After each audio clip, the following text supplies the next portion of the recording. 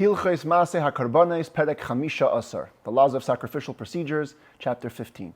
Today we pick up on yesterday's theme, Neder Unedava, the idea that a person can voluntarily commit to bring an offering, to bring a sacrifice. Yesterday was more of the basic parameters, what type of things can be brought voluntarily and how you go about pronouncing something as a voluntary offering.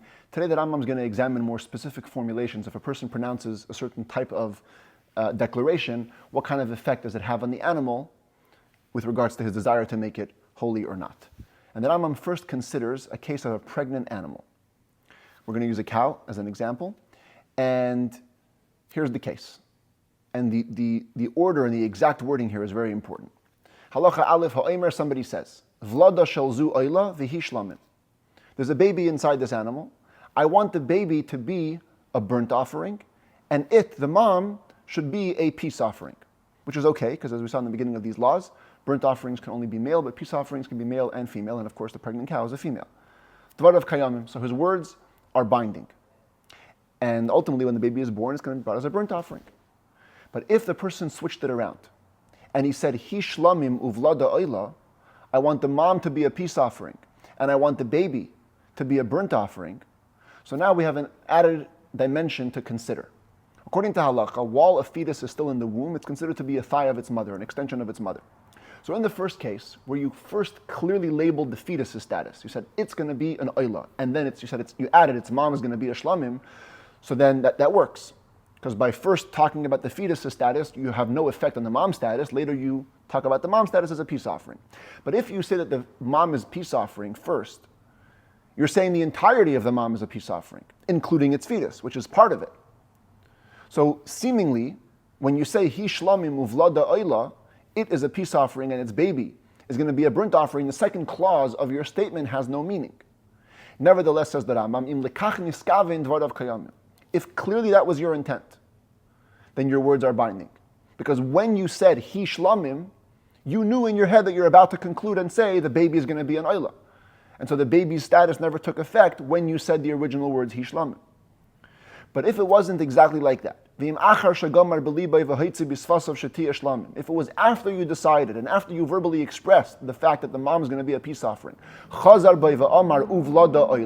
you retracted and then you corrected yourself and said, you know what? I want to make the baby into a burnt offering, even if you retracted within what's called the time it takes to speak. In halacha, that's the time it takes to say the three words, Shalom Alecha Rabbi, peace unto you, my master. It's a very short time. Usually, when you retract within that short time frame, in many areas of Jewish law, the retraction is considered a retraction.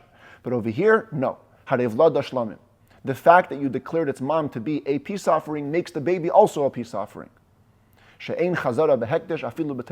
Rambam has a unique approach where he says there's no such thing as retraction when it comes to consecration. Even if you're within the time frame, within the allotted couple of seconds, you cannot retract. And therefore, the moment you said the mom is a shlamim, its fetus also became a shlamim, a peace offering. And later on, you can't uproot that and say the baby is going to be a burnt offering. Halacha beis ha'omer, if somebody says, Yada shel zu oila, ragla shel zu oila, I want just the foreleg or the hind leg of this animal to be a burnt offering, which of course cannot be, because you don't bring limbs as an offering. On the other hand, because the hand and foot, the hind leg and foreleg, are not integral to the animal's existence, so by declaring that those legs holy, the holiness doesn't devolve onto the whole animal. And therefore, what do? How do you keep your word without bringing it as a sacrifice? This whole animal should be sold to somebody who needs to bring a burnt offering anyways. And the money that was paid in the transaction will become mundane money, except for the worth of the hind leg or the foreleg. And then that'll become holy, and you can put it in temple treasury, and it will be used to buy other offerings. That's provided. This transaction can only work if the person buying it, the person who needs to bring a sacrifice anyways, made his promise on a set amount. Said, I promise to bring a burnt offering worth $100, because then when he transfers that money, it fully takes over the holiness of the animal, and then you can divide that money by the worth of the legs versus the rest of the animal.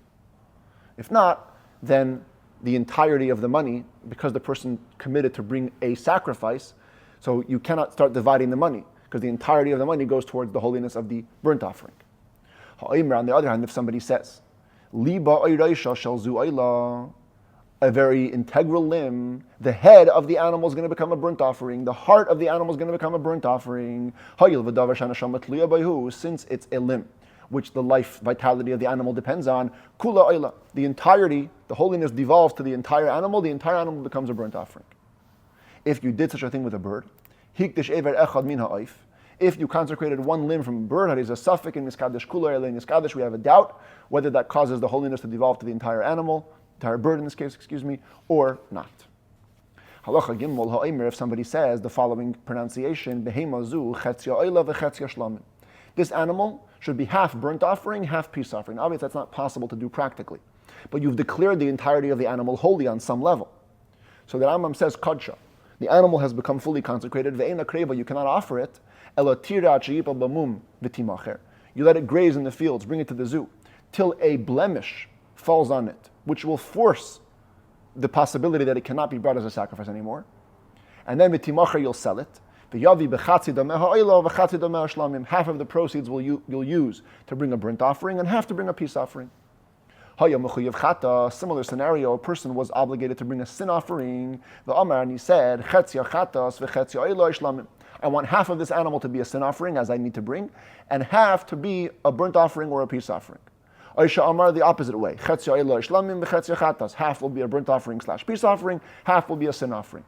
In this case, the animal is not let to graze in the zoo till it gets a blemish. It's going to be let to die. It's one of the chatoyes hameses. Kameshi yizbar b'chatoyes hameses, as will be explained with regards to the special, unfortunate law in the Torah about the sin offerings which have to be left to die.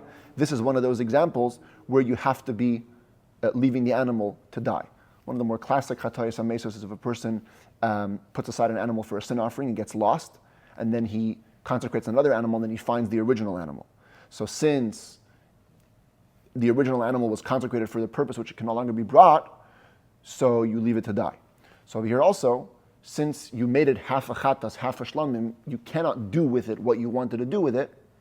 So it assumes the same status as a chatayis hamesos, the dying chatas, and you have to leave it to die. Halacha daled behemas hashutfin. You have an animal owned by partners. Shehikdish echad mehen chetzia shaloi. One of them consecrated his half. And then he bought out his partner. Now he owns the second half, and he consecrates that half as well. That's a holy animal. It can even be offered. Even though at the time that he consecrated the original half, it was called duchuya, it was rejected. It couldn't have been brought as a sacrifice. Just because something is rejected from the outset doesn't mean it's always going to be rejected. Later on, when he buys out the other half and he makes it fully consecratable, he can consecrate it and it becomes holy, and he brings it as a sacrifice. Even though originally, when you sanctified only the half of it, obviously you weren't sanctifying the entirety of the animal's body. You were only sanctifying its worth because that was what you controlled. We have a rule. Since it was alive, a live animal cannot become fully rejected from being brought on the mizbeach. And so even though there was only a monetary holiness that devolved upon it, now that you bought it out and you own the entire body, the holiness can transfer to the body of the animal itself. At this moment, it's fully fitting to be offered. Therefore, it can be offered. So much so, it can effectuate exchange. At the end of the Rambam's next book, we're going to have a set of laws about exchange, where if you have an animal that's holy, ready to go for a sacrifice, and you want to transfer the holiness to another animal, even if you think it's better, you cannot do it, and Torah penalizes you that if you do, both animals become holy. That's called oisa tmura. It can effectuate tmura. Now, only an animal which has become holy inherently in its body can effectuate tmura. If an animal was only consecrated for its worth, it doesn't effectuate tmura. Here, the Rambam is saying, when the partner bought out his partner's part, and now owns the entire animal and consecrates the entire animal, it literally becomes holy inherently to the point that it can effectuate tmura. Halacha hey ha'omer, if somebody says, Demei behema zu oila. Here's my cow. I want to give the worth of this animal as an oila. Oy harei zu le oila. Or not, this is an oila, but this is going to be for a burnt offering. So, im hoysar oila li karev oila. If the animal met the criteria that it could be brought as an oila, let's say it was a male, proper, unblemished and everything, even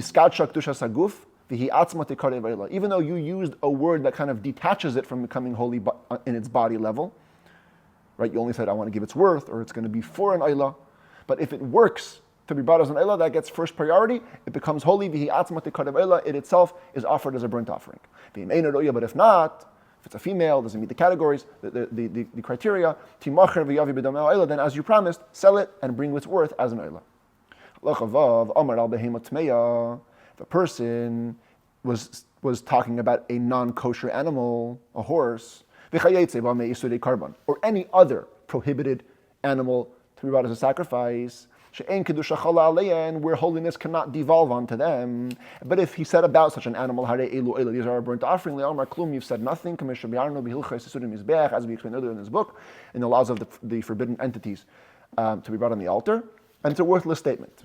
But if you said, I want this horse to be for an oila, you sell it and you bring its worth, or you buy with its money, the proceeds, a burnt offering. Halacha Zayin, back to the case of the money. Person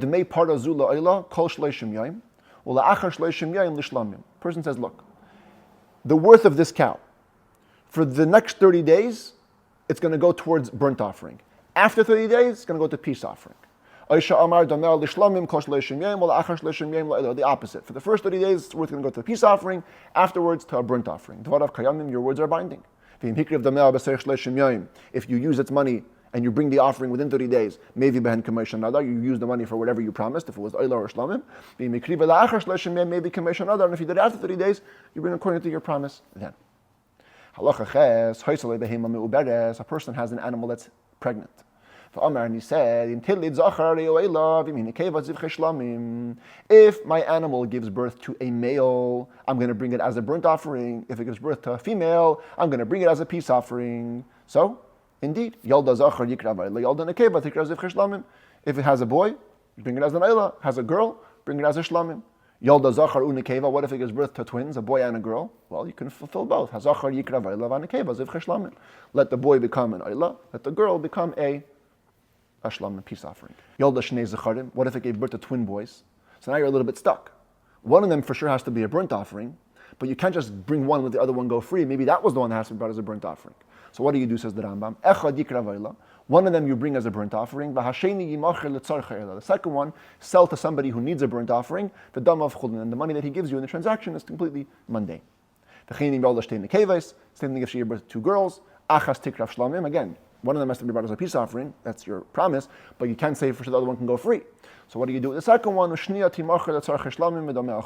Second one should be sold to somebody who needs to bring a peace offering, and the money that he gives in the transaction is going to be mundane.